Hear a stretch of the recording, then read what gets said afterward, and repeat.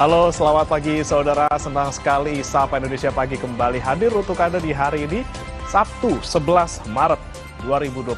Bersama saya Breman Atenaya. Dan saya Putri Oktaviani. Jumlah informasi akan kami hadirkan pagi hari ini. Memang bisa nggak sih lagi weekend jangan beritanya jeda-jeda tiba-tiba OTT KPK gitu kan. Astagfirullah. Kemudian lagi soal Iran juga gitu ya. Hari ini kan lagi ada perundingan gitu ya yang antara Amerika Serikat dan juga Israel. Tapi yang tidak kalah membuat syok adalah yang kemarin gitu ya soal haji ini yang rencananya mau dibikin sistem war tiket. Gimana, mau konser atau mau haji sih sebenarnya? Ngomong-ngomong nih soal war tiket, kadang-kadang saya ke war tiket tangannya bau, jadi sering gak dapetnya.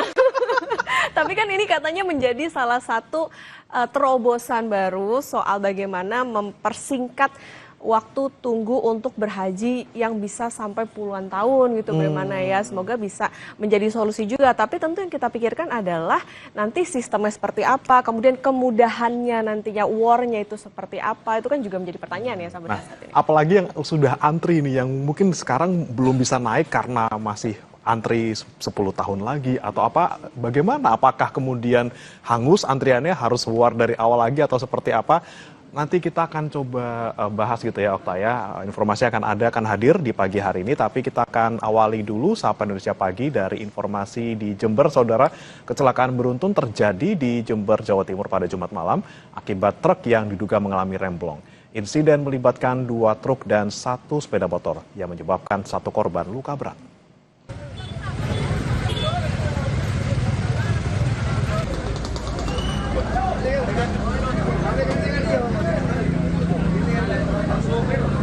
Peristiwa terjadi di Jalan MH Tamrin, Kecamatan Ajung saat truk box kehilangan kendali dan menabrak truk lain serta sepeda motor yang sedang melintas.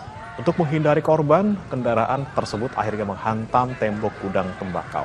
1 pengendara motor mengalami luka serius dan dirawat ke rumah sakit, sementara kasus kini ditangani oleh unit Gakum Satlantas Polres Jember.